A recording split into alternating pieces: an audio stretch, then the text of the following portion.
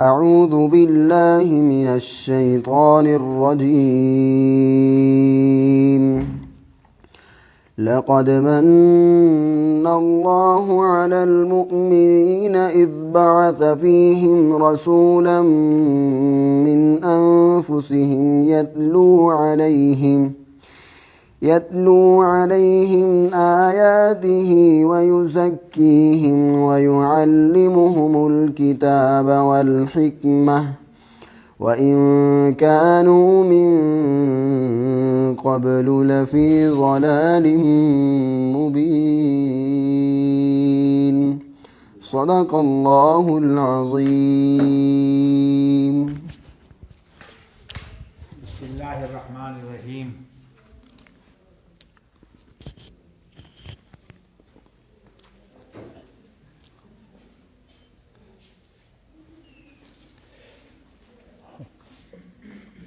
اصول شریعت کے موضوع پر جو محاضرات چل رہے ہیں، ہم نے ان محاضرات میں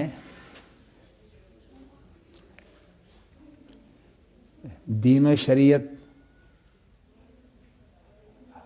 اور کتاب اللہ پر کچھ گفتگو کی ہے.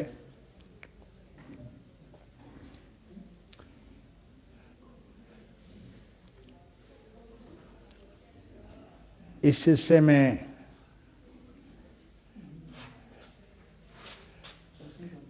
چند ایک مترادفات یا قریب المعنی الفاظ ہم ان کو بھی آپ کے پاس ایسے مفاہیم رکھنا چاہتے ہیں جو شریعت کے موضوع پر استعمال ہوتے ہیں. آج ہم قرآن کریم کی جو آیت پڑھی گئی ہے اس کے اندر ایک لفظ آیا ہے وَيُعَلِّمُهُمُ الْكِتَابَ وَالْحِكْمَةَ. کتاب کے ساتھ حکمہ کا لفظ آیا ہے.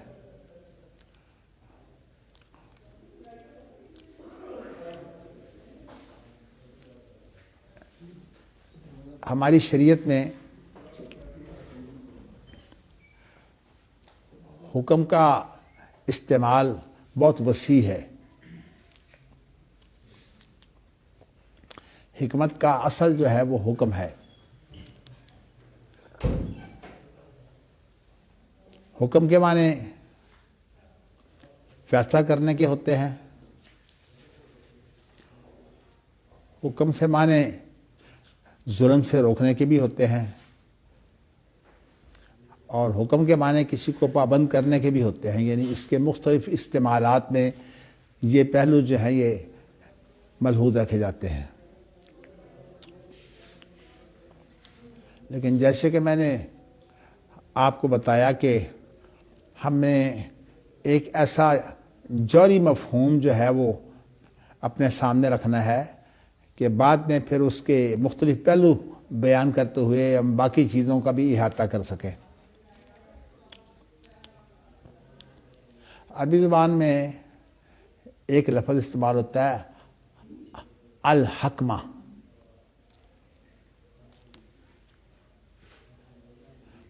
الحکمہ جو ہے یہ لگام کو کہتے ہیں.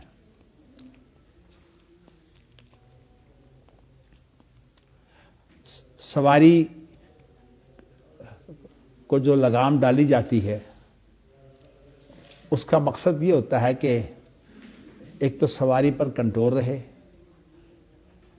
جس مقصد کے لیے سواری کو چلا رہا ہے وہ مقصد بھی حاصل ہو جائے، اور ادھر ادھر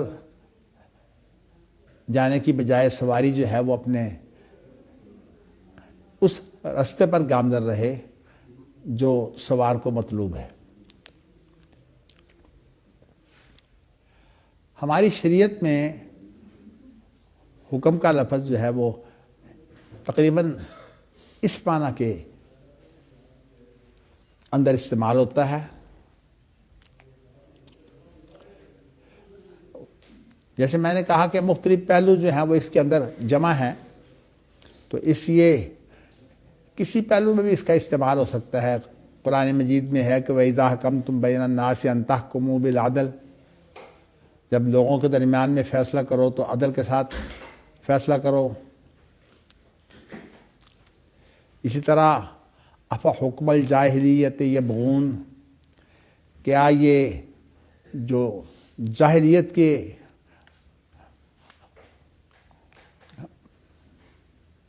دساتیر ہیں، طریقے ہیں، ان کی تلاش کرتے ہیں؟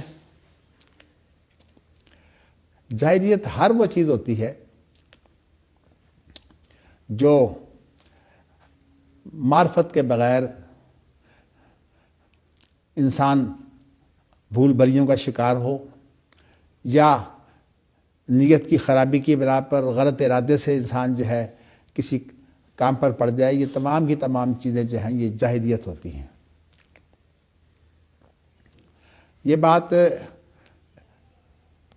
جاہلیت ایک قدیمہ ہوتی ہے اور ایک جاہلیت جدیدہ ہوتی ہے۔ جاہلیت قدیمہ سے مراد پرانی چیز، اور جاہلیت جدیدہ سے مراد یہ ہے کہ نئی جہالت۔ میں نے یہ دو لفظ اس لیے استعمال کیے ہیں کہ ایک تو کوئی ہدایت اور ارشاد آنے سے پہلے انسان ناواقف ہوتا ہے، تو یہ چیز تو انسان کے لیے ادھر کا باعث ہوتی ہے، لیکن یہ انسان کی ذمہ داری ہے کہ انسان یہ معلوم کرنے کی ضرور کوشش کرے کہ میں ایک رستہ اختیار کروں تاکہ میں منزل تک پہنچوں۔ تو اس میں صرف انسان کی ذمہ داری یہ ہے کہ وہ اس کے لیے محنت کرے، کوشش کرے کہ وہ منزل مقصود تک پہنچ جائے۔ جاہلیت جدیدہ کا میں نے اس لیے استعمال کیا ہے کہ اللہ کی طرف سے جو خالق بھی ہے، مالک بھی ہے، ہمارا مربی بھی ہے، اس کی طرف سے اعلیٰ ترین رہنمائی آ جانے کے بعد اور اللہ کی توفیق جو ہے وہ بھی مل جانے کے بعد انسان پھر بھی غلط راہوں پر پڑے تو اس کو عام طور پر جاہلیت جدیدہ کہا جاتا ہے۔ آج جو لوگ اللہ کی ہدایت سے محروم ہیں وہ تو محروم ہیں ہی، لیکن جو اپنے آپ کو مسلمان کہلاتے ہیں اور وہ شریعت کاملہ شاملہ کے علمبردار ہیں، اگر وہ جو ہے وہ شریعت کو چھوڑ کر ٹامک ٹوئیاں ماریں اور غلط راہ اختیار کریں اور بھٹک جائیں تو یہ بڑی ہی افسوسناک صورتحال ہے۔ نبی اکرم صلی اللہ علیہ وسلم نے جن لوگوں کو تربیت دی اور جن کا وتیرہ جو ہے وہ اللہ تعالیٰ کی رضا کی تلاش تھا، اللہ نے انہیں بصیرت بھی دی، جن میں خاص طور پر حضرت عمر رضی اللہ تعالیٰ عنہ کا جو ہے وہ ذکر آتا ہے کہ لو کان فی امتی محدث فہو عمر، اگر میری امت میں کوئی ایسا شخص ہے جس کو جو اللہ کی طرف سے الہام ہوتا ہے تو وہ عمر ہے۔ حضرت عمر رضی اللہ تعالیٰ عنہ نے ہمیں دین و شریعت کی پہچان کے ساتھ ساتھ اس بات کی بھی تلقین کی ہے اور اس پر زور دیا ہے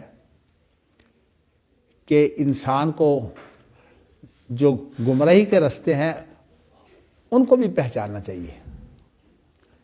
اگر انسان کو غلط رستوں کا پتہ نہ ہو تو خطرہ ہے کہ انسان ناواقفی کے اندر، بھول بھلیوں کے اندر پڑھ کر جو ہے وہ صحیح رستے سے ہٹ جائے، اور ان رستوں پر پھر جب انسان پڑھتا ہے تو پھر شیطان جو ہمیں نظر نہیں آتا وہ پھر انسان کو قابو کر لیتا ہے۔ تو آپ کی ایک لمبی عبارت ہے، اس میں آپ نے یہ الفاظ استعمال کریے کہ مجھے اس شخص سے بڑا ہی خدشہ ہے، ان ینقض الاسلام عروۃً عروۃً من نشا فی الاسلام ولم یعرف الجاہلیہ، کہ وہ اسلام کو ایک ایک کڑی کر کے توڑ دے گا۔ یعنی اسلام کی جو ایک کڑیاں ہیں جن سے اسلام جو ہے وہ مضبوط صورت میں موجود ہے، خطرہ یہ ہے کہ وہ ایک ایک کڑی کر کے جو ہے وہ اسلام کو توڑ دے، جس کی اٹھان تو اسلام میں ہوئی،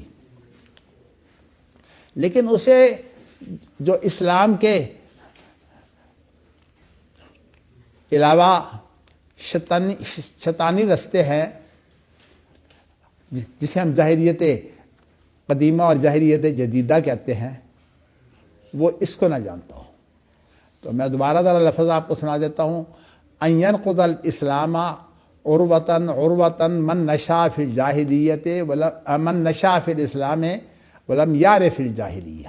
حضرت عمر رضی اللہ تعالیٰ عنہ کا قول ہے کہ اٹھان تو اسلام میں ہوئی، مسلمانوں میں اٹھا بیٹھا، لیکن جاہلیت کی پہچان نہیں ہے۔ تو اس لیے جاہلیت کی پہچان جو ہے اس کی بڑی اہمیت ہے۔ تو بات یہ چلی تھی کہ ہمارے لیے نجات کی راہ صرف ایک ہے کہ ہم اللہ رب العالمین سے رہنمائی حاصل کریں اور اللہ رب العالمین کی ہم توفیق کی دعا کریں تاکہ ہم جو ہے وہ سیدھا رستہ اختیار کر کے بھول بھلیوں سے بچ جائیں۔ تو میں نے اس معاملے میں آپ کو جو ہے وہ حکم کے بارے میں بات شروع کی تھی۔ تو حکم کے بارے میں نے آپ کو یہ بتایا ہے کہ اس کا جو بنیادی معنی یہ ہے کہ اللہ کی طرف سے کوئی ہدایت جو انسان پر لاگو ہوتی ہے، اور جب وہ انسان پر لاگو ہوتی ہے تو انسان اس ہدایت پر کما حقہ عمل کی کوشش کرتا ہے۔ اگرچہ انسان کے لیے واجب صرف اتنی بات ہے کہ وہ اپنی بھرپور کوشش کر لے، اس کے بعد جو ہے وہ انسان کو پکڑنا ہی ہے، فاتقوا اللہ ما استطعتم، جتنی طاقت ہو اتنا جو ہے وہ اللہ کا تقوی اختیار کر لے۔ تو انسان طاقت پر جب تقوی اختیار کرنے کے لیے محنت کرتا ہے تو باقی اگر وہ صحیح راہ پر پہنچ جائے جو اللہ کی خاص مہربانی ہے تو پھر بھی جو ہے وہ درست ہے، اور اگر صحیح راہ پر نہ پہنچے تو پھر بھی اسے اللہ تعالیٰ جو ہے وہ اس کی محنت کا اجر تو دے دیتے ہیں۔ تو میں نے آپ کو آج یہ بتایا ہے کہ دین و شریعت کے بعد کتاب کا ذکر آیا تھا تو کتاب کے ساتھ ہی لفظ حکمت آیا ہے۔ اگرچہ میں نے آپ کو بتایا ہے کہ حکم جو ہمارے ہاں ہمارے شرعی علوم میں استعمال ہوتا ہے وہ تو الحکمہ لگام کے معنوں میں اس سے لیا گیا ہے، لیکن ویسے حکمت جو ہے اس کے اندر عربی زبان میں یہ جو فعلت ان کا صیغہ ہے یہ نوعیت کے لیے استعمال کیا جاتا ہے، کوئی خاص نوعیت، اور حکمت سے مراد اللہ تعالیٰ کے احکام کی وجہ کیا ہے، اللہ کے احکام کا مقصد کیا ہے، اور اللہ تعالیٰ کے احکامات میں کیا فائدے ہیں، اور اللہ کے احکام کی نافرمانی میں ہمارے لیے کیا نقصانات ہیں۔ یہ حکمت جو ہے یہ تمام چیزوں کو شامل ہے۔ امام بخاری رحمۃ اللہ علیہ نے کتاب الاحکام کے اندر ایک باب باندھا ہے کہ جج جو فیصلہ کرتا ہے اس کو فیصلہ جو ہے وہ حکمت سے کرنا چاہیے۔ ایک حدیث جو مختلف الفاظ سے وارد ہے، لا حسد الا فی اثنتین رجل آتاہ اللہ علما فیعلمہ الناس، اور اسی طرح جو ہے وہ ورجل آتاہ اللہ مالا فسلطہ علی ہلاکتہ فہو یہلک الاموال، یہ جو بھی الفاظ ہیں مفہوم۔ تو بتانا میں یہ چاہتا ہوں کہ اس حدیث کے الفاظ میں یہ بھی آیا ہے کہ ایک شخص وہ ہے جس کو اللہ علم دیتے ہیں اور وہ حکمت سے فیصلے کرتا ہے۔ بعض الفاظ اس میں حکمت کے آئے ہیں، تو اس کا معنی یہ ہے کہ اللہ تعالیٰ نے جو ہمیں علم دیا ہے، اس علم کے استعمال کے لیے حکمت کی بڑی اہمیت ہے۔ میں ایک چیز آپ کو ذرا پرانی ہے وہ بتا دیتا ہوں، لیکن جدید دور کے جو فتنے ہیں نا، میں یہ بھی چاہتا ہوں کہ آپ کے سامنے وہ چیز واضح ہو۔ سب سے پہلے تو میں آپ کو یہ بتانا چاہتا ہوں کہ اللہ تعالیٰ کی جو ہدایت الفاظ کی صورت میں ہمارے لیے موجود ہے وہ تو صرف قرآن مجید ہے، اور نبی اکرم صلی اللہ علیہ وسلم حقیقت میں چلتا پھرتا قرآن ہے، اور نبی اکرم صلی اللہ علیہ وسلم کی پوری زندگی وہ قرآن مجید کا عملی نمونہ بھی ہے۔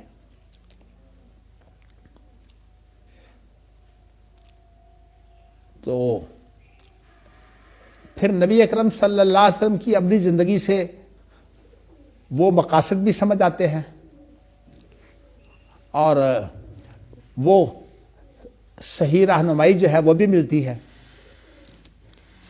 اس اعتبار سے آپ یوں سمجھیے کہ جب قرآن مجید کا ہی عملی نمونہ جو ہے وہ نبی اکرم صلی اللہ علیہ وسلم کی زندگی ہے، تو اسی لیے امام شافعی نے اس کا مفہوم بیان کیا ہے کہ اس سے مراد جو ہے وہ سنت رسول ہے۔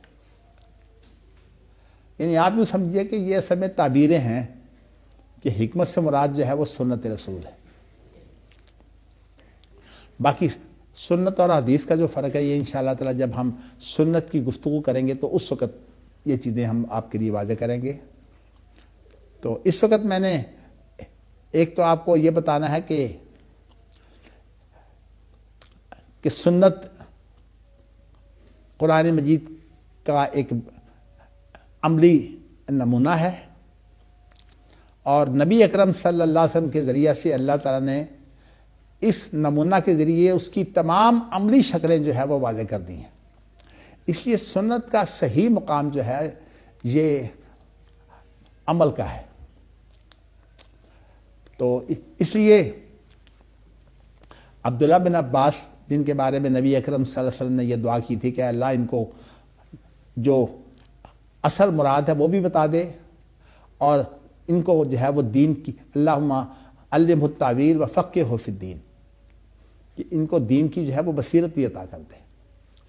وہ بیان یہ کرتے ہیں کہ قرآن مجید میں جو لفظ آیا ہے لِكُلٍّ جَعَلْنَا مِنْكُمْ شِرْعَةً وَمِنْهَاجًا، تو شرط سے مراد تو وہ رستے ہیں جو اللہ تعالیٰ نے ہمیں بتائے ہیں، اور منہاج سے مراد وہ طرز عمل ہے،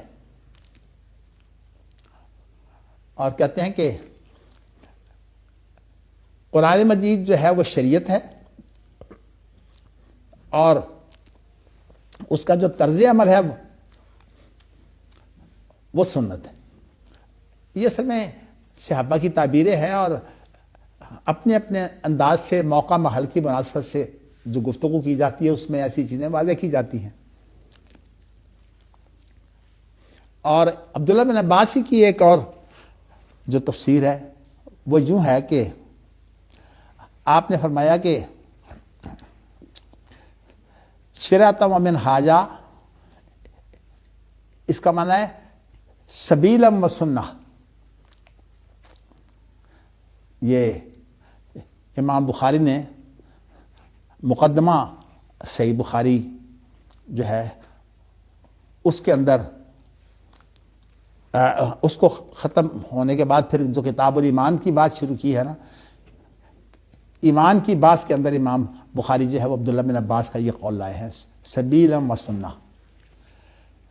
سبیل سے مراد آپ جو راستہ بنا لیتے ہیں نا، اس کو کہا جاتا ہے سبیل، اور اس پر آپ جس طریقہ سے چلتے ہیں، جیسے اب ہم جب کوئی راستہ طے کرنا ہوتا ہے تو ہم کوئی آدمی پیدل جا رہا ہے، کوئی سواری پر جا رہا ہے، پھر سواری کی بے شمار جو ہے وہ صورتیں ہیں، یہ تمام کے تمام جو ہے یہ سنت ہے۔ تو عبداللہ بن عباس نے تفسیر یوں کی ہے کہ سبیل سے مراد رستہ اور اس پر چلنے کا طریقہ جو ہے وہ سنت ہے۔ میں مزید اس کی وضاحت کے لیے اس لیے کہ آج بڑے فتنے آ گئے ہیں، تو اس لیے ان لوگوں کی اپنی لفاظی اور ان کی جو چالیں ہیں وہ عوام کو اور جو ناواقف لوگ ہیں ان کو بھٹکانے کے لیے جو ہے وہ جاری اور ساری رہتی ہیں۔ تو میں آپ کو یہ بات بھی واضح کر دوں کہ قرآن مجید کی زبان میں سنت کو جس لفظ سے بیان کیا گیا ہے وہ خود لفظ بیان ہے، کیونکہ بیان آپ کا اردو زبان کا لفظ ہے، اس کا معنی ہوتا ہے کہ چیز کو جو ہے وہ کھول کر واضح کر دینا۔ تو ثم ان علینا بیانا، قرآن مجید کا پڑھنا پڑھانا وہ تو الفاظ کی صورت ہے، ثم ان علینا بیانا پھر ہماری ذمہ داری ہے کہ ہم اس کی تشریح بھی کریں۔ میں نے لفظ تشریح استعمال کیا لیکن یہ قریب المعنی لفظ ہے۔ بیان کے سلسلے میں لمبی بات کرنے کے بجائے آپ کو ایک قرآن مجید کی جو ہے وہ تعبیر ہے اس سے واضح کرتا ہوں تاکہ یہ سارے فتنے جو ہیں ان کا خاتمہ ہو جائے۔ یہ بڑی بات ہے کہ جو خاص طور پر غامدی نے بات کی ہے، وہ کہتا ہے کہ قرآن مجید کی حدیث شرح ہے اور شرح میں کوئی ایسی بات اضافہ نہیں ہو سکتی جو قرآن میں موجود نہ ہو۔ لیکن میں نے اسی لیے جو ہے وہ لفظ جو استعمال کیا ہے وہ قرآن کا کیا ہے۔ قرآن مجید نے لفظ بیان سے جو ہے وہ سنت کو پیش کیا ہے، اور لفظ بیان کی تشریح جو ہے وہ پہلے سپارے میں ہی جو ہے وہ موجود ہے، اور وہ کیا ہے کہ وَإِذْ قَالَ مُوسَىٰ لِقَوْمِهِ اذْكُرُوا نِعْمَتَ اللَّهِ لِقَوْمِهِ اذْكُرُوا نہیں وہ جو ہے نا انی بقرہ کی ذکر جو ہے نا لقومه وَإِذْ قَالَ مُوسَىٰ لِقَوْمِهِ إِنَّ اللَّهَ يَأْمُرُكُمْ أَن تَذْبَحُوا بَقَرَةً قالوا وَتَتَّخِذُونَا هُزُوًا قَالَ أَعُوذُ بِاللَّهِ أَنْ أَكُونَ مِنَ الْجَاهِلِينَ۔ اس کے بعد پھر آگے چلیے، وہ کہتے ہیں یبین لنا ما ہی، 4-5 دفعہ یہ لفظ استعمال ہوا ہے یبین لنا ما ہی۔ اور آپ یہ بتائیے کہ حکم صرف اتنا ملا تھا گائے ذبح کرو۔ یہاں بقرہ سے مراد ویسے تے کی وجہ سے بغاتا نا کھائیے، یہاں مونس مراد نہیں ہے، بقرہ جو ہے وہ جنس گائے کو کہتے ہیں، بیل بھی شامل ہے۔ تو اس کے اندر جو آپ دیکھیے کہ انہوں نے پہلے کہا کہ اس کی عمر کیا ہونی چاہیے، تو اس کے مطلب عمر بھی آئی ہے، رنگ بھی آیا۔ ہاں میں اس لیے اشارہ کر دیتا ہوں، لا فارض ملابک روان بین ذالک، عمر آ گئی۔ اس کے بعد اس کا رنگ کیا ہے، ما لونھا فاقع لونھا تسر الناظرین آ گیا۔ اس کے بعد یہ کہا کہ کوئی اور بھی جو ہے وہ بتائیے، تو اس کی بھی تشریح کر دی۔ پھر اس کے بعد جو ہے اس کا جو کہ وہ کہیں حل میں استعمال نہ ہوا ہو، بیل یا گائے۔ یہ بیل میں نے اس لیے ذکر کیا ہے کہ آپ کو عام طور پر گائے نہیں جوتی جاتی، یہاں نر جوتا جاتا ہے۔ تو یہ ساری کیفیتیں یبین لنا ما ہی کے جواب میں ہیں۔ سبحان۔ اب یہ بتائیے کہ بلکہ بیان خود ہی واضح، یعنی بیان کے اندر وہ تمام شروط و قیود اور تمام طریقے جو ہے وہ آ جاتے ہیں۔ جو اس کا مقصود ہے۔ تو اس لیے جو امام شافعی نے اور اسی طرح امام شاطبی نے جو باتیں کی ہیں نا، کہ اصل میں سنت قرآن کا بیان ہے، اور اس کے اندر جتنے بھی اضافے ہیں وہ عملی طور پر اسے اپنانے کے لیے ضروری ہے کہ آپ ان چیزوں کو جو ہے وہ مانیں۔ اس کی مثال میں آپ کو یوں دے دیتا ہوں کہ اکھاڑے میں ایک پہلوان اترتا ہے، استاد نے اسے ہر طرح سے تیار کیا ہوتا ہے، اور اس کو جو ہے وہ جب ظاہر ہے کہ وہاں مسارت ہے، آپس میں ایک دوسرے کو بچھاڑنے کی بات ہے، تو اس وقت استاد سارے طریقے اسے بتاتا ہے، لیکن کہتے ہیں جب تک کوئی اکھاڑے میں اتر کر جو ہے وہ مشق نہ کرے اس وقت تک وہ کشتی نہیں لڑ سکتا۔ جب تک کسی کو فوج میں شامل ہو کر لڑائی کا تجربہ نہ ہو وہ کامیاب نہیں ہو سکتا۔ اسے سپہ سالار بنا دو ساری تباہ کر دے گا۔ اچھا، وہ ساری چیزیں کیا ہوتی ہیں؟ وہ اصل میں عملی وہ چیزیں ہوتی ہیں جب انسان جو ہے وہ ان کو استعمال کرتا ہے۔ اب قرآن مجید نے لفظ بیان کے اندر وہ ساری چیزیں شامل کر دی ہیں، اور حدیث کے اندر الفاظ بھی ہیں، یہ وضاحت خود حدیث میں موجود ہے کہ اگر وہ پہلے حکم کے مطابق سادہ سی گائے کر دیتے معاملہ صاف ہو جاتا۔ انہوں نے یہ ساری سوالات کر کے اسی لیے قیل و قال سے منع کیا گیا ہے۔ انہوں نے بیان چاہا، انہوں نے بیان کے ذریعے سے ساری چیزیں جو ہیں وہ اضافہ کر لی، اور اس کے بعد جو آپ صورتحال ہے وہ آپ کو پتہ ہی ہے کہ وہ کتنی مہنگی میری تھی۔ اور دوسری بات یہ ہے کہ جو آپ نے اس نقطے کو واضح کرنے کے لیے بیان فرمایا ہے کہ تشریح میں اضافہ شامل ہوتا ہے۔ جا اس لیے جو احادیث ہے نا، اب ان کو لے کہ قرآن وہ احادیث جو ہے جن کے اندر ہے کہ قرآن کے علاوہ جو ہے وہ اس کے علاوہ بھی اتارا گیا ہے، وہ اصل میں اضافہ نہیں ہے، نہیں اسے تعبیر کے طور پر اضافہ کہہ بھی سکتے ہیں، اس لیے کہ وہ چیز تو بظاہر اضافہ ہے، لیکن حقیقت میں وہ اسی کا عملی نمونہ متعین کر رہی ہے۔ تو اس اعتبار سے میں کہنا یہ چاہتا ہوں کہ حدیث اضافہ بھی ہے، اور اگر آپ یہ کہیں کہ نہیں ہے تو پھر بھی درست ہے۔ یہ اصل میں تعبیریں ہیں، لیکن یہ تعبیر اب اس لیے جو ہے وہ مجھے واضح کرنی پڑی کہ ایسے فتنے آ گئے ہیں جو آپ کو جا رہے ہیں، بلکہ غامدی نے لفظ بیان سے قرآن مجید میں جگہ جگہ جو ہے یہ بڑی کتاب و سنت کا جہاں اس نے تعلق واضح کیا وہاں اس نے کہا کہ حدیث قرآن پر کوئی اضافہ نہیں کر سکتی، پھر ضرورت کیا اس کی؟ اللہ کے رسول کو کیوں مصیبت پر ڈالا ہے؟ بلکہ وہ حدیث کی بجائے رسول ہی کا لفظ استعمال کرتا جا کہ رسول کو نہیں، وہ باتیں پھر اب نئے فتنے ہیں، میں آپ کو پھر بتاؤں گا رسول اور نبی کے فتنے جو ہے وہ کہاں کہاں تک پہنچے ہوئے ہیں۔ اصل میں بات ہے جب انسان غلط راہوں پر پڑتا ہے نا تو پھر اس کے بعد شیطان کے قابو آ جاتا ہے، اور پھر شیطان اسے جو ہے وہ کتنا گمراہ کرتا ہے، کہاں تک لے جاتا ہے اسے۔ اللہ تعالیٰ جو ہے وہ ہم سب کو بچا کے رکھے۔ تو میں نے آپ کو جو ہے ایک تو نقطہ میں نے آپ کو یہ بتا دیا، اب میں نے آپ کو یہ بتایا تھا کہ حکم سے مراد اللہ کا جو ہے وہ ارشاد ہوتا ہے۔ یہ بتانا تھا جی میں آپ کو اصل میں یہ بات بڑی اہم ہے، خاص طور پر آج کے دور میں یہ بات بہت الجھ گئی ہے، اس لیے کہ آپ کو یہ پتا ہے کہ ہماری تربیت جو ہوئی ہے نا جس نظام تعلیم میں ہوئی ہے وہ لارڈ میکالے کا نظام تعلیم ہے، اور اس کے اندر وہ تمام مفاہیم جو مغرب کے ہاں پائے جاتے ہیں وہ مفاہیم جو ہیں وہ اس کے معروف ہیں۔ ہماری جدید تعلیم یافتہ یا یوں کہ یہ کہ جو ایک ہماری زمانہ معاصر یونیورسٹیاں اور کالج جو ہے ان کے اندر جو مفاہیم مشہور ہوتے ہیں نا وہ ہماری گٹی میں بیٹھے ہوئے ہیں۔ تو اس لیے سب سے بڑا تو نقصان یہ ہے کہ ہمارا جب دستور تیار کیا گیا تو اس دستور کو جو ہے وہ اس کے اندر الفاظ جو استعمال ہوئے وہ شریعت کی بجائے احکام اسلام کے۔ اچھا، احکام اسلام کے اندر کیا قباحتیں پیدا ہوئیں؟ چونکہ ہمارے ہاں ایک لفظ استعمال ہوتا ہے جورس پروڈنس، اس کے معنی ہوتے ہیں فقہ بصیرت کے، یعنی کسی چیز کی بصیرت کو جو ہے وہ کہتے ہیں، اس کا مفہوم ہے علم فقہ۔ اچھا، اب علم فقہ کا لفظ جو ہے وہ استعمال ہوتے ہوتے چونکہ ہمارے ہاں ہوا یہ کہ تقلیدی دور میں فقہ رہ گئی اور جو اصل تھا وہ جاتا رہا۔ شاہ ولی اللہ کی جو اصل کوشش ہے نا جس کے ہم بڑے قدردان ہیں وہ یہ ہے کہ انہوں نے ہمیں براہ راست وہی سے وابستہ کیا ہے، کتاب و سنت سے۔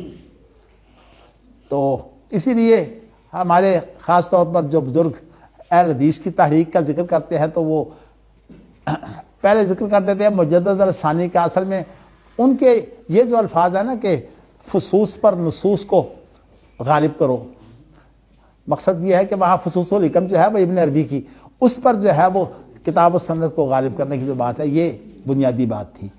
اور شاہ ولی اللہ نے پھر عملی طور پر جو ہے وہ اسے اپنایا، خود قرآن مجید سے وابستہ کرنے کے لیے قرآن کا ترجمہ فارسی میں کر دیا، اس لیے کہ اس وقت جو سرکاری زبان تھی وہ فارسی تھی. ان کے اولاد نے پھر جو اردو زبان آئی تھی پھر اس کے اندر ترجمے کیے شاہ رفیع الدین نے اور شاہ عبد القادر نے. تو باقی اللہ تعالیٰ نے شاہ عبد الغنی کا بیٹا جو ہے وہ شاہ اسماعیل شہید جیسا بنا دیا. ان کا کوئی کام تو نہیں اس وقت کوئی میں زیادہ یعنی آپ کو متعارف کروا رہا، لیکن یہ ہے کہ ان کا بیٹا جو ہے وہ کس مقام تک پہنچا ہے، یہ اللہ تعالیٰ نے ان کو دنیا میں جو ہے وہ عروج دیا کہ ان کی اولاد پھر اللہ تعالیٰ نے اسی رستے پر جو ہے وہ لگا دی. تو میں بتانا آپ کو یہ چاہتا ہوں کہ اس وحی سے وابستہ کرنے کی جو محنت ہے نا یہ بڑی اہم ہے. اچھا اب میں آپ کو بتا رہا کہ ان کی جو آخری کتاب ہے نا اس کے اندر آہستہ آہستہ انسان جو ہے وہ باتیں کھولتا ہے. کوئی بھی کام اگر تدریج کے بغیر ہو نا دنیا میں کامیاب نہیں ہوتا. تو ابتدا میں ان کی کتابیں ہیں، ویسے تو تقلید کا بہت بڑا رد اور توسع جو ہے وہ اقد الجید میں بھی ہے، لیکن جو ان کی آخری کتاب ہے نا وہ سب سے اعلیٰ ہے، وہ ہے الانصاف فی سبب الخلاف، جس کا اردو میں ترجمہ بھی ہے، فارسی اور عربی میں بھی ہے. یہ 3 زبانوں میں کتاب جو ہے وہ ملتی ہے اس وقت. تو اس کے اندر انہوں نے بہت پھر وضاحتیں کر دی ہیں. تو میرا کہنے کا مقصد یہ ہے کہ احکام اسلام سے مراد ہمارا جدید تعلیم یافتہ طبقہ لیتے ہی فقہ ہے، اور ان کے ہاں بھی انہوں نے فقہ کو قانون کے معنی میں لیا ہے. اس سے مغالطہ یہ پیدا ہوا کہ شریعت سازی جو ہے وہ اصل میں علماء کا کام ہے. تو اس لیے قرآن مجید میں جہاں جہاں دستور میں جہاں جہاں لفظ تھا نا شریعت کا استعمال ہونا چاہیے تھا، اس کی بجائے حکام اسلام کا لفظ آ گیا. اور مراد سے کیا فقہ؟ بڑے بڑے جو ان کے پرانے لوگ ہیں وہ بھی ایک فقہ، جیسے میں نے آپ کو میرے بارے میں جو تعارف کرایا چیف جسٹس ہائی کورٹ نے، تو یہ کروایا کہ جی مدنی صاحب کی اتنی اہمیت کیا ہے. جی مدنی صاحب کی اہمیت یہ ہے کہ آپ لوگ ایک فقہ پڑھتے ہیں، مدنی صاحب کو ساری فقہ آتی ہے. یعنی تعارف کروانے کے لیے بھی لفظ فقہ کا استعمال ہوا ہے. حالانکہ میں تو جانتا ہوں کہ مجھے کچھ بھی نہیں آتا، میں تو صرف اتنی بات ہے کہ کتاب و سنت سے وابستہ ہوں بس. اور فقہ جو بھی ہو میں سب سے پہلے کتاب و سنت پر پیش کرتا ہوں، بلکہ میں اس کی تعبیر کے طور پر یہ لفظ بھی عام طور پر استعمال کیا کرتا ہوں تاکہ عوام کو سمجھ آ جائے. وہ کہتے ہیں جی اب لوگوں کو بڑا مغالطہ دیا گیا، یوم ندعو کل اناس بامامہم سے مراد یہ ہے کہ جیسے یہ جن کی تقلید کی جاتی ہے اس سے مراد یہ امام ہے. تو اب میں لمبی تشریح کرنے کی بجائے میں کہہ دیتا ہوں کہ اصل بات یہ ہے کہ ہمارا طریقہ کار یہ ہے کہ ہم امام کو تو مانتے ہیں، اماموں کو مانتے ہیں، لیکن ہم اس امام کی بات مانتے ہیں جس کی کتاب و سنت موافقت کر دے، جو اس کی تصدیق کر دے ہم اس امام کی مانتے ہیں. ہم سارے اماموں کو مانتے ہیں. اس طرح سے یہ توجیہ جو ہے یہ انداز ہے اصل میں ہر ایک دور میں. اصل میں علماء کا کام ہی یہ ہے کہ ہر دور میں جو نئے نئے حالات پیدا ہوتے ہیں اور نئے نئے فتنے جنم لیتے ہیں نا ان کا توڑ کرنا. اور جس کو اس کا پتہ نہیں ہے وہ بالکل حضرت عمر رضی اللہ تعالیٰ عنہ کا وہ قول جو ہے کہ وہ اسلام کو ایک ایک کڑی کر کے توڑ دے گا. جس نے مسلمانوں میں اٹھان تو اس کی ہوئی لیکن اس نے جاہلیت کو پہچانا نہیں. تو اس لیے میں یہ سمجھتا ہوں کہ ہمارے علماء جو شاخوں پر بیٹھے ہوئے سمجھتے ہیں کہ ہم شیخ الحدیث ہو کر مفتی اعظم ہو کر جو ہے وہ ہم بہت کچھ بن گئے ہیں، یہ بہت بڑا مغالطہ ہے.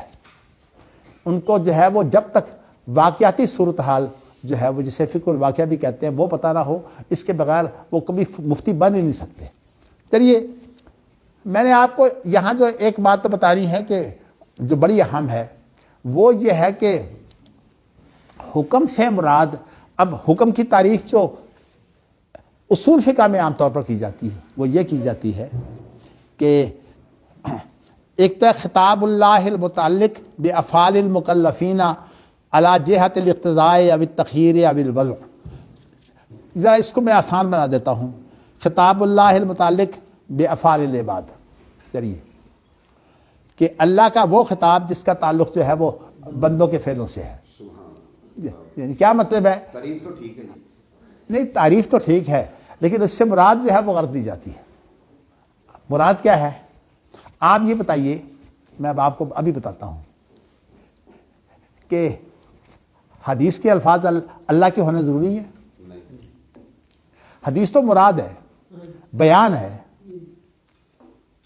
اللہ کے الفاظ تو صرف قرآن مجید ہیں. حدیث قدسی جو ہے اس کے الفاظ بھی اللہ کے ہونے ضروری نہیں ہیں. صرف مراد اللہ کی ہوتی ہے، لیکن اس حدیث قدسی میں چونکہ ذکر آ جاتا ہے اللہ سے روایت کا یا اللہ کا خطاب آ جاتا ہے، یعنی الفاظ یہ ہوتے ہیں جیسے کہ انی حرمت الظلم علی نفسی فلا تظالموا او کما قال علیہ السلام. تو کہنے کا مقصد یہ ہے کہ میں نے ظلم اپنی جان پر بھی حرام کیا ہے اور تم بھی آپس میں ایک دوسرے پر زیادتی نہ کرو. تو کہنے کا مقصد میرا یہ ہے کہ حدیث کے بارے میں اس بات پر اتفاق ہے کہ حدیث صرف مراد الہی ہے. وہ الفاظ اللہ کے ہوں یا نہ ہوں. اس کے متعلق اور کچھ چیزیں ہیں وہ انشاءاللہ حدیث کی بات میں آپ کے سامنے رکھوں گا. اس وقت جو مجھے بات کہنی ہے وہ یہ کہنی ہے کہ ہمارے ہاں تقریباً علماء اس سے غافل ہیں. فقہ کا اتنا غلبہ ہوا تقلیدی دور میں کہ اب ہمارے ہاں جو فقہ کو اللہ کا خطاب کہہ دیا گیا، حالانکہ حدیث کو بھی ان معنوں میں اللہ کا خطاب نہیں کہہ سکتے کہ الفاظ اللہ کے ہیں، لیکن مراد الہی حتمی طور پر ہے. نبی اکرم صلی اللہ علیہ وسلم نے جو کچھ بھی کیا ہے وہ اپنی خواہشات سے نہیں کیا. وما ينطق عن الهوى ان هو الا وحی یوحى. باقی اس کی تفصیلات انشاءاللہ اجتہاد کی باتوں میں آئیں گی، لیکن میں آپ کو اس کو یہ بتانا چاہتا ہوں کہ اللہ کا خطاب جو ہے وہ صرف قرآن مجید ہے اگر صحیح آپ کہیں، اور بلا واسطہ نہیں لفظوں کی صورت میں. یعنی نہیں آپ یوں کہیے کہ چلیے ان معنی نہیں، ڈائریکٹ تو وہ بھی نہیں ہے نا، وہ بھی تو نبی کے ذریعے سے آیا نا قرآن مجید. اس لیے میں لفظ ڈائریکٹ اور انڈائریکٹ کا لفظ استعمال نہیں کرتا. میں کہتا ہوں اللہ کے الفاظ صرف قرآن مجید ہے،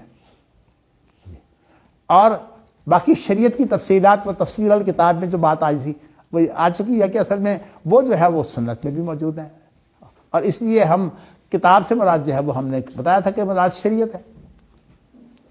تو میرا کہنے کا مقصد یہ ہے کہ ہم یہ کہہ سکتے ہیں کہ حکم الفاظ کے اعتبار سے صرف قرآن مجید ہے، اور مراد کے اعتبار سے بیان کی صورت میں وہ جو ہے وہ اسوہ حسنہ ہے صلی اللہ علیہ وسلم. لیکن یہ دونوں چیزیں جو ہیں ان کو ملا کر شریعت کہا جاتا ہے.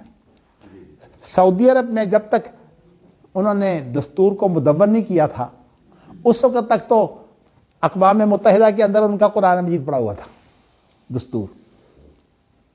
لیکن جب انہوں نے پھر تیار کیا تو اس کے اندر انہوں نے اس فتنے کو ختم کرنے کے لیے کہ قرآن سے مراد کوئی صرف یہ نہ کہے کہ ہم سنت کو نہیں مانتے، تو انہوں نے جو ہے وہ الفاظ یہ کر دیے کہ دستورھا کتاب اللہ و سنت رسولہ.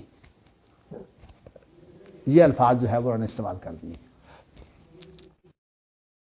میں آپ کو جو اب وضاحت کرنا چاہتا ہوں جو آپ کے لیے ایک نئی چیز ہے وہ یہ ہے کہ اللہ کا خطاب جو ہے اصولیوں کے نزدیک دیکھیے دو ماہرین ہیں، ایک جو اصول شریعت سے بات کرتے ہیں اور ایک وہ ہے جو فقہ سے بات کرتے ہیں. جو اصول شریعت سے بات کرتے ہیں ان کے نزدیک حکم سے مراد اللہ کا خطاب ہے، اس کی جو نصوص ہیں وہ حکم ہوتی ہیں اصولیوں کے نزدیک. لیکن فقہاء نے تعریف تھوڑی سی بدل دی ہے. انہوں نے کیا کی ہے، یہ تعریف جو ہے اثر و کتاب اللہ جو ہے وہ یہ کی ہے فقہاء نے. یعنی کیا مطلب، اللہ کے خطاب کا نتیجہ کیا ہے؟ نہیں اصولیوں کے ہاں تو یہی تعریف ہوگی نا. اصولیوں کے ہاں تو تعریف ہے خطاب اللہ المتعلق بافعال العباد، اور فقہاء نے تعریف کی دی ہے اثر و خطاب اللہ. اللہ کے خطاب کا جو حاصل ہے، یہ اس کا کوئی حوالہ ہے سر؟ اس کا حوالہ موجود ہے باقاعدہ، میں نے اصل میں آپ اپنے سامنے تھیسس رکھا ہوا ہے تاکہ حوالے اس میں موجود ہیں. تو ویسے میں آپ کو حوالہ چلیے دے ہی دیتا ہوں اگر آپ کو چاہیے تو.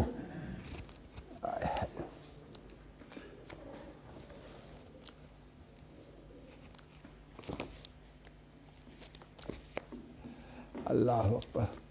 یہ اصل میں ٹھیک ہے 400 نہیں 447 صفحہ جو ہے نا میرے تھیسس کا، یہ دوسری جلد ہے. اصل میں وہ اس وقت میرے پاس موجود نہیں ہے، اس کے اندر اس کا حوالہ موجود ہے. تو یعنی خطاب کا جو نتیجہ ہے، جو خطاب کا حاصل ہے، فقہ بنی نا یہ وہ فقہ ہے. یعنی فقہا نے چونکہ بعض فقہ سے کرنی ہے، اس کو اسی کو اللہ کا خطاب کہہ دیا. یہ اللہ کا خطاب کہہ دیا. حالانکہ یہ حالانکہ صحیح مفہوم یہ ہے کہ وہ اثر و خطاب اللہ ہے. ہاں جی ٹھیک. تو اس لیے اگر اس کا فرق ہو جائے، اب میں آپ کو بتاتا ہوں کہ دیکھیے ہمارے یہاں کتنا حساس معاملہ ہے. ہمارے جج فیصلہ کرتے ہیں نا، کوئی آدمی اس فیصلے کے خلاف جو ہے وہ نہ تو اپیل کر سکتا ہے، نہ نگرانی کر سکتا ہے، جب تک کہ ہو بہو اس کی عبارت جو ہے، مصدقہ عبارت جو ہے وہ ساتھ نہ لگائے. لفظوں کی اہمیت پورا ایک ایک لفظ، ایک ایک شوشہ، اس کا انداز کیا ہے، یعنی پورے کا پورا فیصلہ وہ لگائے تو پھر کہتے ہیں کہ ہاں اب ہم تمہاری بات سنیں گے. یعنی گویا کہ اتنی اہمیت ہوتی ہے قاضی کے فیصلے کی جس کے خلاف آپ اپیل میں آئے ہیں کہ اس کا ایک ایک لفظ آپ کے سامنے ہونا چاہیے. خود تو اتنے پابند ہیں لوگوں کے فیصلوں کے، لوگوں کے الفاظ کے، اور اللہ کے الفاظ کو اہمیت نہیں دیتے، اللہ کی مراد کو اہمیت نہیں دیتے. تو اسی میں کہنا ہی چاہتا ہوں کہ پھر یہ سارے جتنے بھی فیصلے ہیں نا قاضیوں کے، ان کو جو ہے وہ نکال دو. حالانکہ آدمی اس فیصلے کا مفہوم بیان کر کے اپنی اپیل دائر نہیں کر سکتا. اپیل دائر نہیں کر سکتا. تو اب کہنے کا مقصد یہ ہے کہ خود پابند ہے نفسوں کے. اس کا مطلب یہ ہے کہ یہ جو لوگ کہتے ہیں کہ وہ خود شارع جی. بلکہ ایک بات اور آپ کو بتاؤں، وہ حاکم حقیقی نہیں ایک بات اور آپ کو بتاؤں کہ بڑا مشہور ہے، انالوجی کہتے ہیں قیاس کو، کہ قانون کے اندر قیاس کی کوئی حیثیت نہیں ہے. یعنی مطلب اگر آپ ایک فیصلے سے کہنا کہ اس سے یہ چیز لازم آتی ہے، بالکل غلط ہے، ہم نہیں مانتے. قانوناً قیاس کی کوئی اہمیت نہیں ہے. ہاں جی، اتنے مقلد ہے قانون.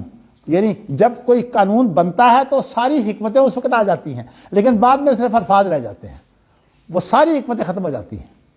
اور یہ میں انشاءاللہ جب ابن تیمیہ کی قیاس کی بات آپ کو جو ہے وہ بتاؤں گا نا، تو اس وقت میں انشاءاللہ آپ کے لیے واضح کروں گا.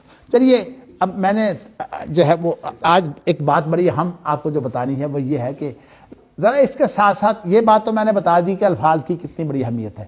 تو اصل جو احکام الہیہ ہے نا، وہ صرف وہی ہے جو کتاب و سنت میں موجود ہے. تو باقی اب آگے بات چلتی ہے. میں چاہتا ہوں کہ فتویٰ اور فقہ جو ہے نا، یہ دونوں بھی آپ کے سامنے واضح کر دوں تاکہ یہ جو ابھی ابتدائی باتیں ہیں نا وہ واضح ہو جائیں، تاکہ آپ الجھن سے بچ جائیں. دیکھیے فتویٰ جو ہے یہ اصل میں ایک لفظ بڑا استعمال ہوتا ہے، فتح. فتح جو ابتدائی جوانی ہوتی ہے نا، اس کو بولتے ہیں فتح، جس کو آپ پنجابی میں پٹھورا کہتے ہیں نا. نہیں چھوکرا اور چیز ہے، نہیں اس سے چھوٹا ہے. یہ پٹھورا جو ہے نا، اس کو بولتے ہیں فتح. ہاں جی، چڑھ دی جوانی. اصل بات یہ ہے کہ کسی چیز میں جوانی پیدا کر دینا، چڑھتی جوانی، فتویٰ کے لغوی معنی یہ ہے. کیا مطلب؟ آپ کو کوئی مسئلہ پیش آیا تو آپ نے اس کو جو ہے وہ اس مسئلے کے اندر جوانی پیدا کر دی. کیا مطلب ہے کہ اس کا آپ نے حل پیش کر دیا. جوان کا کام ہوتا ہے مسائل کو حل کرنا،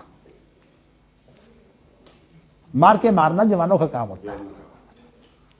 اچھا، اب دوسرا مفہوم اس کا اور بھی ہے، وہ یہ ہے کہ معاشرے میں جو گراوٹ پیدا ہوتی ہے نا، شریعت کے ذریعے سے وہ گراوٹ دور کی جاتی ہے. تو اس سے فتوت آ گئی، ایک لفظ فتویٰ اور ایک لفظ فتوہ. تو فتوے کے معنی یہ ہوتے ہیں. لیکن یہ آپ کو بتاؤں کہ فتویٰ بنیادی طور پر ایک مسئلہ جو پیدا ہوتا ہے اس پیدا ہونے والے مسئلے کا حل ہوتا ہے، اور اس کے لیے ضروری ہے کہ وہ جس کو مسئلہ پیش آئے اسے پہنچایا جائے، اسے بتایا جائے۔ اگر اسے نہیں بتاتے تو فتویٰ ہوتا ہی نہیں۔ یعنی اس میں صرف حل کرنا کافی نہیں ہوتا، بلکہ حل اسے بتا دینا پھر فتویٰ بنتا ہے۔ یہ میں نے یہ سارے حوالے موجود ہیں میرے تھیسس میں، تو میں آپ کو یہ بتانا چاہتا ہوں کہ فتویٰ کے لیے لازمی ہے کہ معاملہ پیش آئے اور پھر اس پیش آمدہ مسئلے کو جو ہے وہ جس کو پیش آیا ہے اس کو حل کر کے بتا دیا جائے۔ میں اس وقت بات صرف اتنی کرتا ہوں۔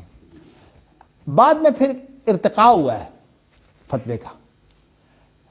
ارتقاء ہوتے ہوتے ہوا کیا ہے کہ پہلے تو لوگوں میں تکلف تھا، کوئی نہیں مسئلہ پیش آتا تو لوگ پوچھ لیتے، اور جب اہل علم نے یہ کام کیا اور انہوں نے وہ اسالیب بھی اختیار کیے جس سے جو ہے وہ شریعت کے نقطے اور شریعت کے عقدے جو ہے وہ لوگوں کے سامنے کھلتے ہیں، فتوے کے اندر یہ ساری چیزیں آئیں۔ اس کے بعد پھر فتوے کا تعلق صرف اس شخص سے تھا جس کو مسئلہ پیش ہے، یا اس سے ہے جس نے اس کو حل کر کے بتا دیا۔ بعد میں پھر ہوا یہ کہ لوگوں نے وہ جو صرف رائے تھی نا، جس نے پیش کیا اور جسے معاملہ پیش آیا ہے، اس دونوں کو نکال دیا اور صرف آراء جو ہے نا ان کو جمع کر دیا۔ ان کو بولتے ہیں ویسے ہماری اصطلاح میں تجرید، ایبسٹریکٹ پوزیشن، یعنی مطلب ہے کہ اس کو لاگو نہیں کیا گیا۔ اب یہ صرف ایک مفہوم، سوال بھی باقی نہیں رہا، نہیں نہ سوال باقی رہا، صرف ایک نہ واقعاتی صورتحال موجود ہے اور نہ اس واقعاتی صورتحال کو کس طرح حل کیا گیا ہے وہ بھی نہیں موجود۔ ایسے یہ متقدمین کی کتابوں میں موجود ہے، آپ کتاب علوم دیکھیے، حتیٰ کہ آپ دیکھیے کہ امام محمد بن حسن ان کی جو موطا ہے ان کے اندر انہوں نے جگہ جگہ جو ہے وہ اپنے فتاوے بھی ذکر کیے ہیں، اپنی سوجھ بوجھ بھی جو ہے وہ ذکر کی ہے، لیکن ان کا انداز جو ہے وہ بالکل اور طرح کا متقدم۔ لیکن متاخرین میں جب فقہی جمود آیا تو انہوں نے کیا کام کیا کہ معاملہ کب پیش آیا، کیسے پیش آیا اور کیسے حل کیا گیا وہ تو سارا غائب، اب رہ گئی خالی رائے۔ اس لیے یہ آپ کو بتاؤں گا کہ جو خالی رائے ہوتی ہے جس میں نہ اس کا پس منظر اور نہ واقعاتی صورتحال اور نہ اس کو جو فتویٰ بتانے کے لیے، ہاں امام ابو حنیفہ کا جو ہے وہ امام شارانی نے جو ہے وہ ایک قول پیش کیا ہے، نقل کیا ہے، لا یجوز لأحد ان یفتی بکلامی حتی یعرف دلیلی، کسی کے لیے جائز نہیں ہے کہ وہ میری بات سے فتویٰ دے جب تک کہ اس کو میری دلیل کا علم نہ ہو۔ تو یہ چیزیں جو ہیں یہ متقدمین میں موجود تھیں، اور جب بعد میں فقہی جمود پیدا ہوا ہے اور فقہی جمود جو ہے وہ پوری طرح پر مسلط ہوا ہے تو 4 صدی ہجری کے آخر میں ہوا ہے۔ اس لیے میں آپ کو جو بات کہنا چاہتا ہوں وہ یہ ہے کہ تو یہ جو آراء ہیں تجرید مجرد آراء، ان کو بھی فقہ کہیں گے؟ اب نام فقہ ہے اس کا، اس لیے کہ اب وہ شریعت کی جگہ پر آ گئی نا، وہ نصوص بن گئی۔ اس لیے ان کو بیان اس طرح کیا جاتا ہے جس طرح شرع بیان کیا اچھا نہیں، میں نے آپ کو بتایا کہ جب اس کا ترجمہ ہی فقہ ہے تو فقہ تو تیار ہوئی ہے فتوے کے بعد، پہلے لوگوں نے فقہ اس طرح تیار نہیں کی۔ ہاں جی، تو آپ کو میں نے یہ بتایا ہے کہ لہٰذا یعنی فقہ کی کتابوں میں اس کی عوام بندی کر دی گئی ہے مسائل کے اعتبار سے حدیث کی گئی۔ جی ہاں، نہیں حدیث میں تو پھر اس کا انداز موجود ہے، احادیث کو اگر آپ جمع کریں گے آپ کو پورا انداز اس کا سبب کیا تھا، فریقین کون تھے، حدیث کی کتابوں میں تو پورا طریقہ کار موجود ہے، اور قرآن مجید کا جو ہے وہ پورا معاشرہ موجود تھا جس میں قرآن مجید اتر رہا تھا، وہ سارا کچھ موجود تھا۔ ان کے ہاں تو پورا انداز موجود ہے، لیکن یہ ہے کہ فقہ کی کتابوں میں یہ چیز ہی موجود نہیں ہے۔ اچھا، اب جب فقہ کی کتابوں میں جو ہے وہ جب معاملہ اجتہادی آ جائے گا، کیونکہ فقہ ہوتی ہے اجتہاد کا حاصل. میں انشاءاللہ آپ کو ہاں چلیے فقہ کی لغوی معنی آپ سمجھ لیں تاکہ یہ بات واضح ہو جائے. فقہ کے لغوی معنی کیے جاتے ہیں علم کے، لیکن فقہ جو ہے وہ صرف علم کو نہیں کہتے، بلکہ فقہ سے مراد وہ علم ہوتا ہے جس میں میں ذرا یہ چاہتا ہوں آپ کو امام راغب کی جو عبارت ہے نا وہ سنا دوں بڑی، کیونکہ میں امام راغب نے جو ہے وہ قرآن مجید کی چند آیتیں ذکر کرنے کے ساتھ ہی ایک تو یہ ہے کہ وَحْلُلْ عُقْدَةً مِّن لِّسَانِي يَفْقَهُ قَوْلِي، موسیٰ علیہ السلام کی دعا ہے کہ یہاں لفظ یفقہ قولی ہے، یعلم قولی نہیں ہے. معنی کیا ہے کہ موسیٰ علیہ السلام کی بات جو ہے اس کو گہرائی تک اس کی حقیقت جو ہے وہ اس کا حقیقی مفہوم علم ہو جائے، بات کو پوری طرح سمجھ لیں. اچھا اسی طرح قالوا یا شعیب ما نفقہ کثیرا مما تقول، اے شعیب ہم جو تم کہہ رہے ہو اس کو ہم صحیح طرح نہیں سمجھ رہے. یہاں یہ مفہوم شامل ہے. اچھا اسی طرح جو ہے وہ قرآن مجید میں استعمال جو ہوا ہے نا فلولا نفر من كل فرقة منهم طائفة ليتفقهوا في الدين، یا اس سے مراد فقہ سے مراد جو ہے وہ فقاہت ہے، یعنی ایک چیز کو گہرائی تک سمجھنا. اسی لیے ان استعمالات کے بعد امام راغب نے جو ہے وہ اس کا خلاصہ یہ نکالا ہے. وہ کہتے ہیں کہ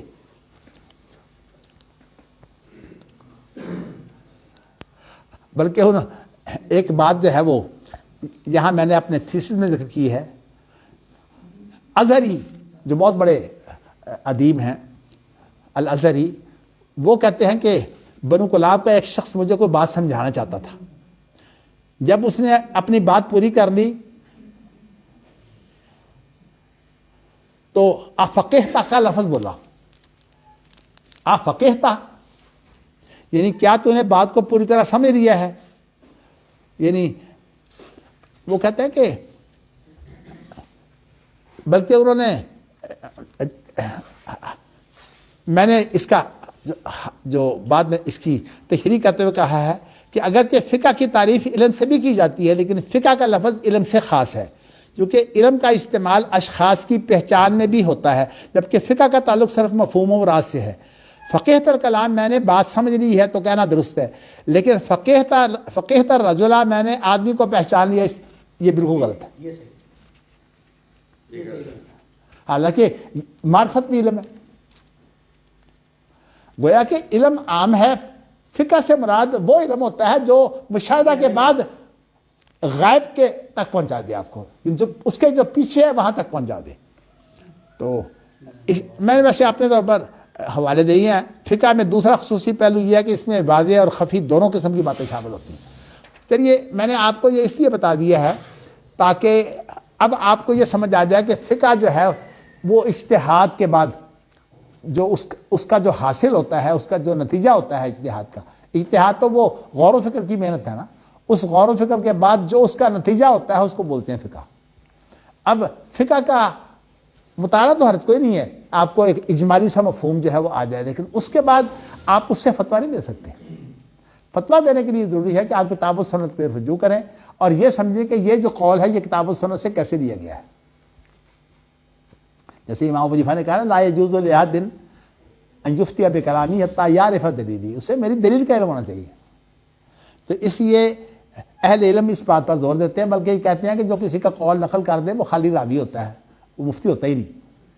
مفتی کے لیے ضروری ہے کہ سب سے پہلے مسئلہ سامنے ہو اس کے، اور اس کے بعد جو ہے وہ کتاب و سنت میں غور و فکر کر کے جو ہے اس کا حل پیش کرے. تو اس لیے بگاڑ پیدا اس وقت ہوا ہے جب فقہی جمود کی صورت میں. بلکہ قرآن مجید میں ایک آیت ہے وَجَعَلْنَا عَلَىٰ قُلُوبِهِمْ أَكِنَّةً أَن يَفْقَهُوهُ، ہم نے ان کے دلوں پر جو ہے وہ ایسے پردے ڈال دیے کہ وہ اسے سمجھ نہیں سکتے. تو یہ فقاہت کا لفظ جو ہے یہ صرف جو مشاہدہ ہوتا ہے، مشاہدہ کہتے ہیں حواس سے جو چیز معلوم ہوتی ہے. آپ کو پتہ ہے حواس خمسہ معروف ہیں، حواس سے جو چیز معلوم ہوتی ہے اس کے بعد غیب تک پہنچنا. تو بلکہ امام راغب کے الفاظ جو ہے اس کے اندر یہ لفظ ہے، ان کے الفاظ سن لیجئے الفقہ هو التوسل الى علم غائب بعلم شاہد. فقہ وہ ایسے غائب علم کی طرف پہنچنا ہے جو مشاہدہ کے بعد مشاہدہ کے ذریعے مشاہدہ کے ذریعے علم غائب لفظ کیا سر؟ هو التوسل الى علم غائب بعلم شاہد.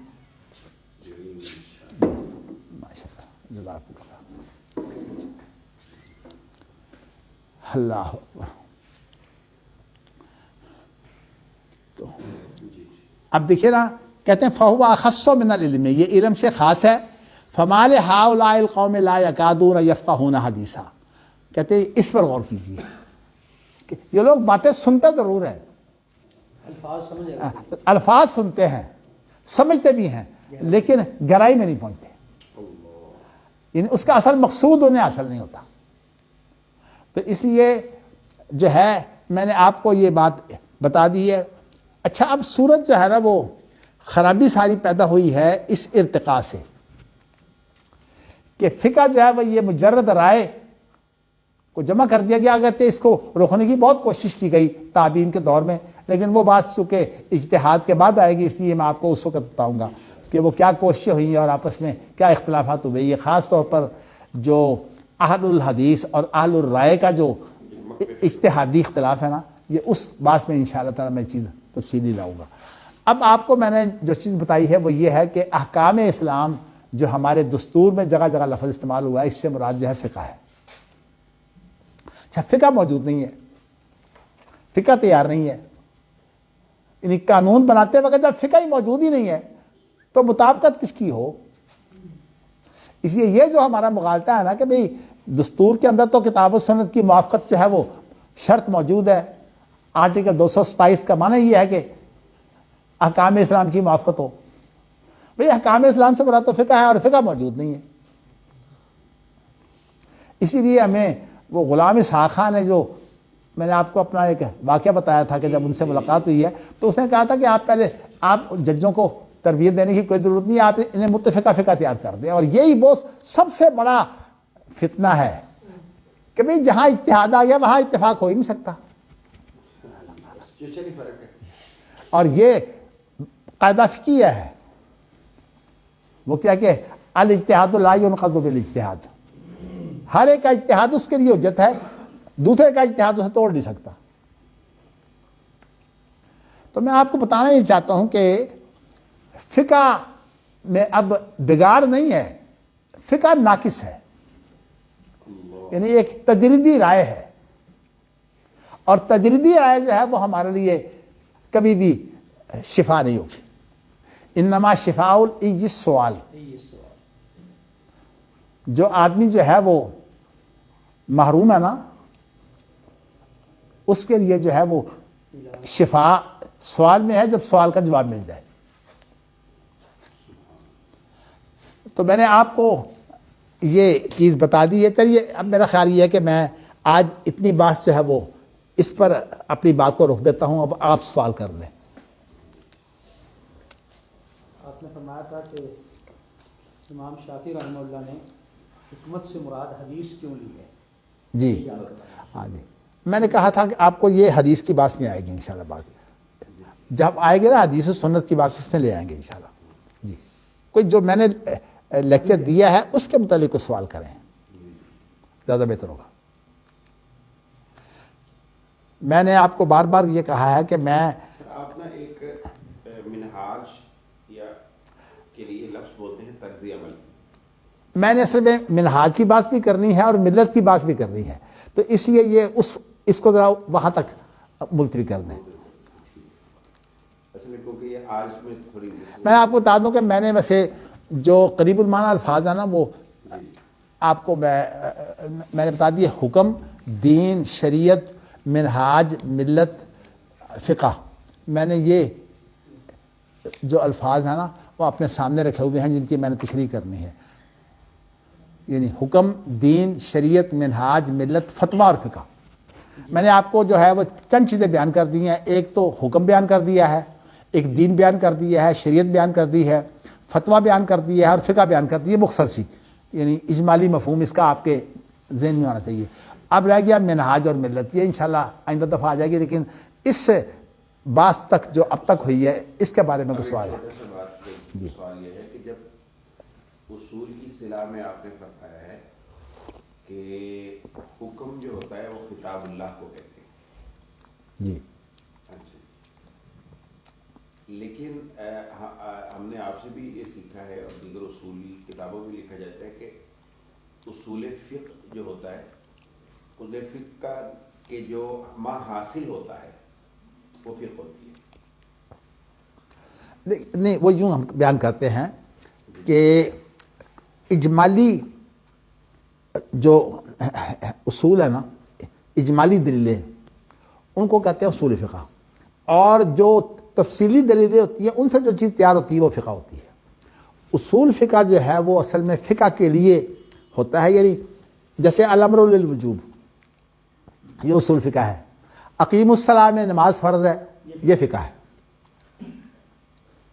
میں نے یہ بات بیان کی ہوئی ہے. اچھا، لہٰذا یعنی کہ اصول فقہ جو ہے یہ بنیادی طور پر شریعت اور فقہ کے درمیان ایک واسطہ ہے. واسطہ ہے. اس لیے میں اس کو زیادہ اصول فقہ کہنے کی بجائے میں اس کو اصول شریعت کہتا ہوں. اصول فقہ میں اصل میں مغالطہ یہ ہے کہ جو فقہ سے نہیں، فقہ سے جو اصول تیار ہوئے ہیں نا وہ عام طور پر اصول فقہ سے مراد وہ ہوتے ہیں. لیکن اس میں ایک خوبصورت بات جو آپ نے فرمائی ہے وہ یہ ہے کہ فقہ سے ہمارا کوئی یعنی مسئلہ یہ نہیں ہے کہ چڑ نہیں ہمیں، چڑ نہیں ہے، یہ صرف ناقص ہے. یہ صرف ناقص ہے، کیونکہ یعنی ہم آرام کو بغیر اس کی سچویشن کے سمجھنے میں بھی ناکام رہیں گے، چاہے کہ ان کو اطلاع کرتے تھے. جی بالکل. جی دیکھیے اس کی سمجھ بھی نہیں آتی. مثال طور پہ میں آپ کو مثال دیتا ہوں، بڑا مشہور ہے کہ امام شافعی جو ہے وہ سنت سے قرآن کے رسے کے قائل نہیں ہے. آپ ذرا رسالے میں نکالیے، وہاں بات یہ بیان نہیں ہے.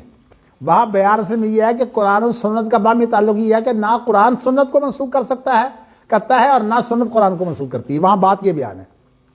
اب مفہوم کو اس سے کچھ بن گیا.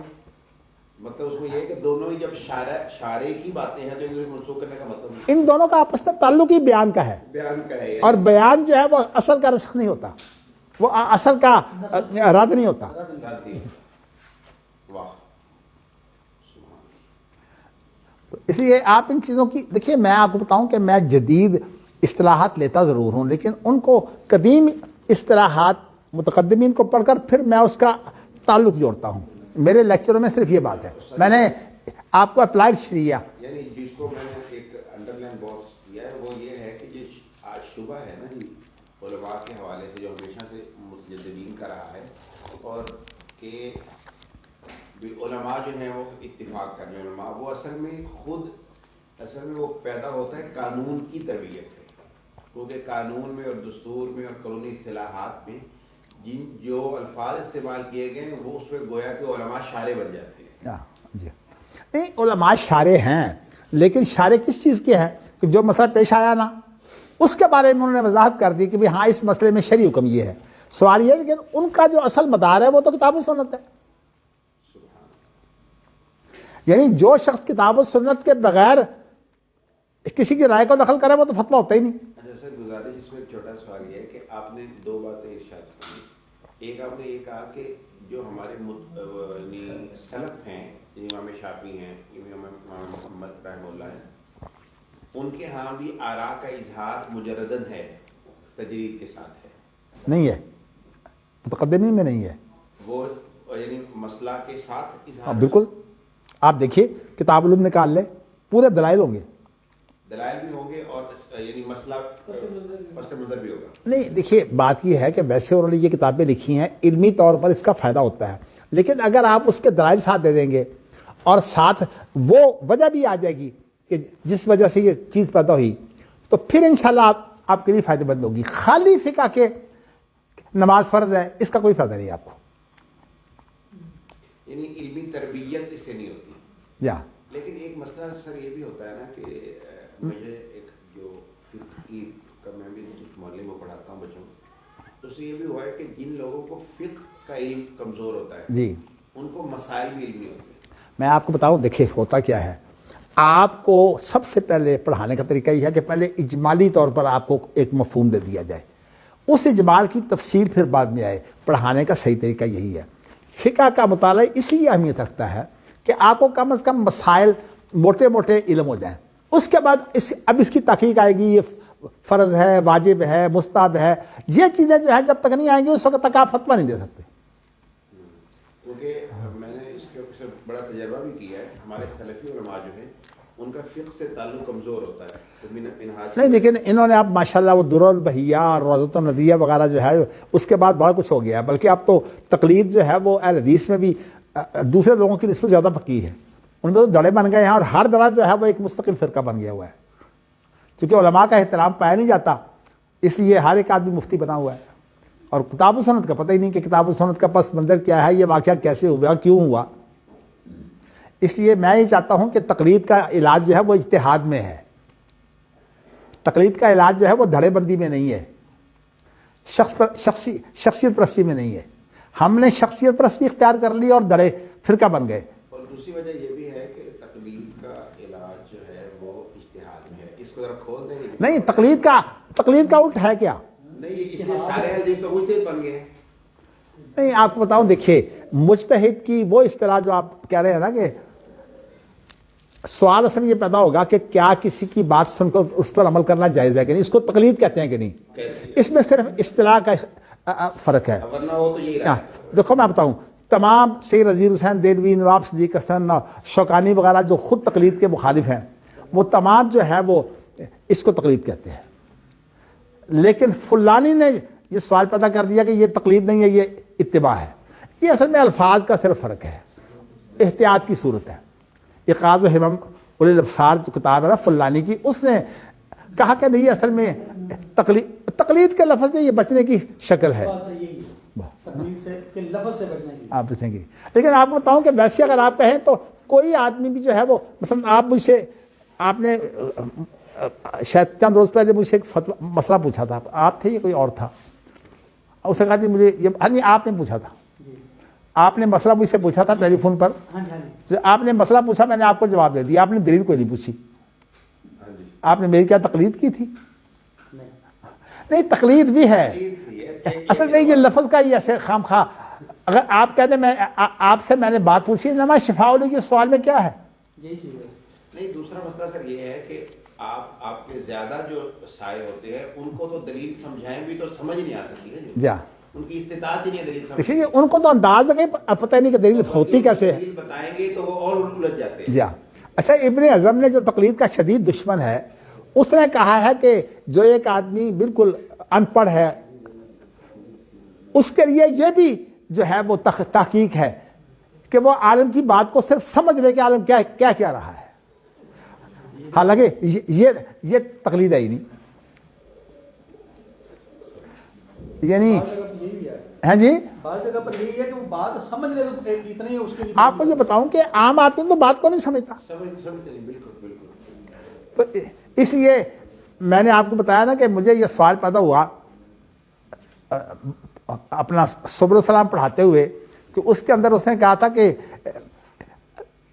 کہ یہ جو اذان دیتا ہے کوئی آدمی، تو اذان دینے کے بعد اس کی جو ہے وہ دوسرے لوگ بات مان لیتے ہیں اور نماز کے لیے آ جاتے ہیں، تو اس میں تقلید کی دلیل موجود ہے.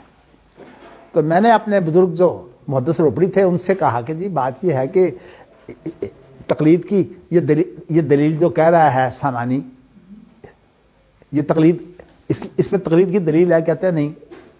میں نے کہا کیوں نہیں؟ کہتے ہیں تقلید ہوتی ہے اجتہاد کے اندر. روایت کیا خبر میں یہ خبر ہے کہ وہ خبر دے رہا ہے کہ ابھی اب ٹائم ہو گیا. تو اصل میں بات یہ استاد کے پاس بیٹھ کر جو باتیں ہوتی ہیں نا، تقلید ہوتی ہی اجتہاد میں. تو اس لیے تقلید کا حل بھی اجتہاد میں ہے. ہمارے اہل حدیثوں کو جو ہے وہ اجتہاد کی محنت کرنی چاہیے. لہٰذا جو عالم کی باتیں مانتے ہیں تو اسے تقلید نہیں کو مجتہد نہیں ہوتا. جی، اس لیے فَاسْأَلُوا أَهْلَ الذِّكْرِ إِن كُنتُمْ لَا تَعْلَمُونَ 2 جگہ آیا ہے. ایک جگہ پر بالبینات والزبر نہیں ہے، سورۃ انبیاء میں. انما شفاء یہ سوال میں کیا ہے، کیا مطلب ہے کہ جی نہیں، اصل میں آپ کو بتاؤں کہ یہ چیزیں جو ہیں یہ میں چاہتا ہوں کم از کم اہل حدیثوں میں جو افراد تفرید پیدا ہو رہا ہے نا، اور فرقہ اب بندی جو شدید ہو رہی ہے اصل میں فرقہ بندی جو ہے یہ صرف شخصیت پرستی اور یا یہ اپنے دھڑے کی.